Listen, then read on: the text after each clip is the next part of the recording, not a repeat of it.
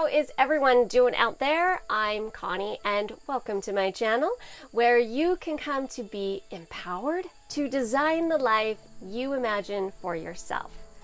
I'm going to share a little personal story today about how we became accidental minimalists. You know, my husband and I, we never sat down and thought to ourselves, I have a great idea. Let's sell 95% of everything we own. That never happened. We never had that discussion.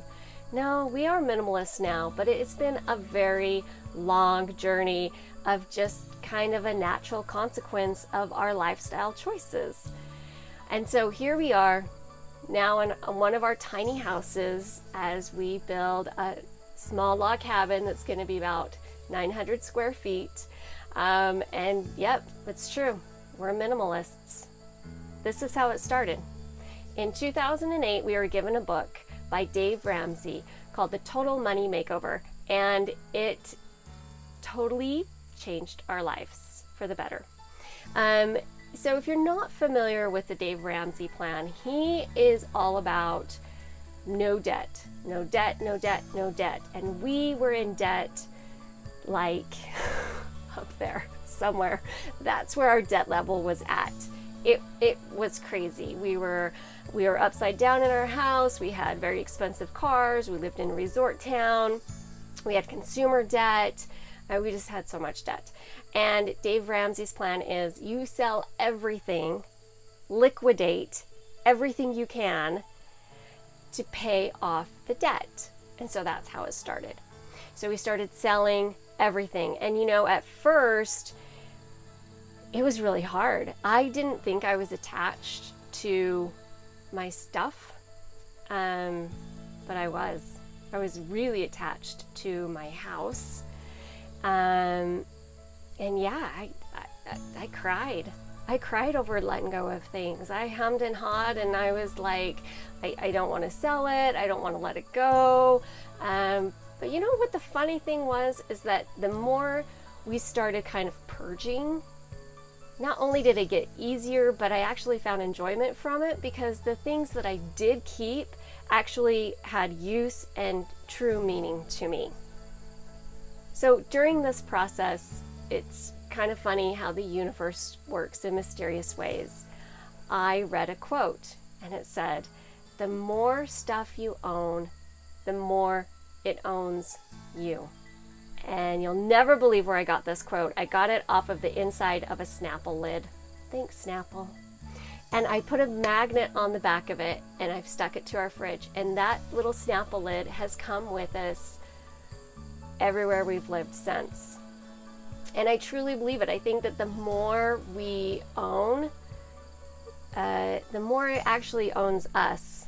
So that's kind of how our journey started. And then several years after that, in 2013, my two older kids were leaving the house and I had a panic meltdown mama moment of my little birdies are leaving my nest so young.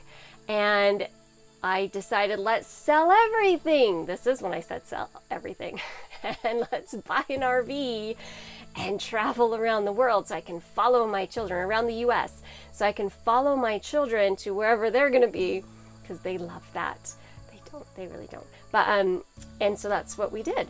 We sold everything at that point down to, well, we sold about 80% at that point, and put it into an RV. And that's the first time that I was really like, how many spatulas do I need? I got really particular and everything became very intentional.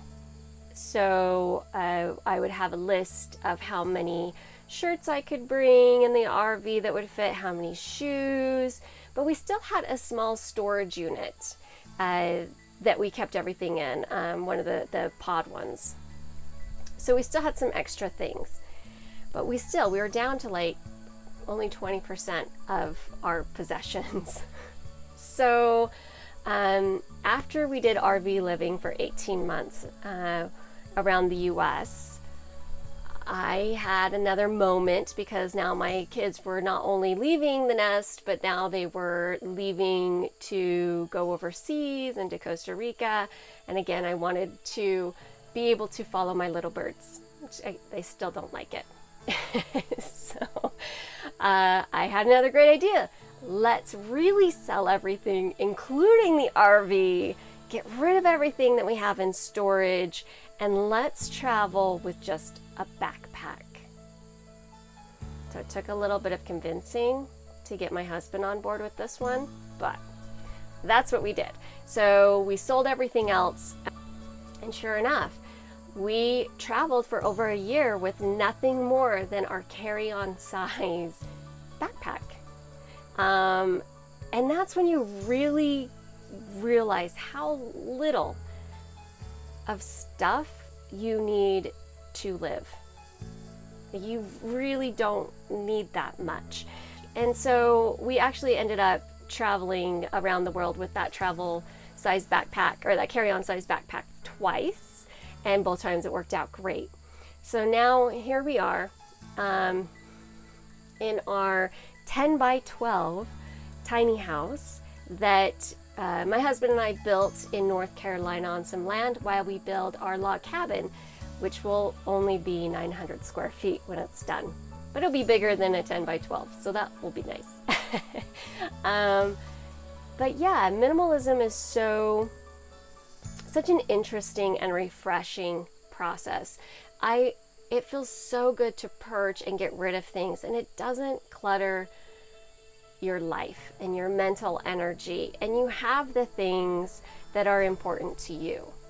And all the money that you make isn't going to buy more stuff, because stuff never fulfills you. It's a temporary high, but it wears off really quick. And we'll always be minimalists, because now we've been doing this for so many years, 11 years is a long process. I'm really comfortable with the few things that we do have. So if you're thinking about minimalism, do it. I say do it. So that's our story of how we became an accidental minimalist. If you like this story or you have questions about it, please ask me down below. I'm happy to share the processes that we've been through. And if you like what you hear and you want more of it, please subscribe.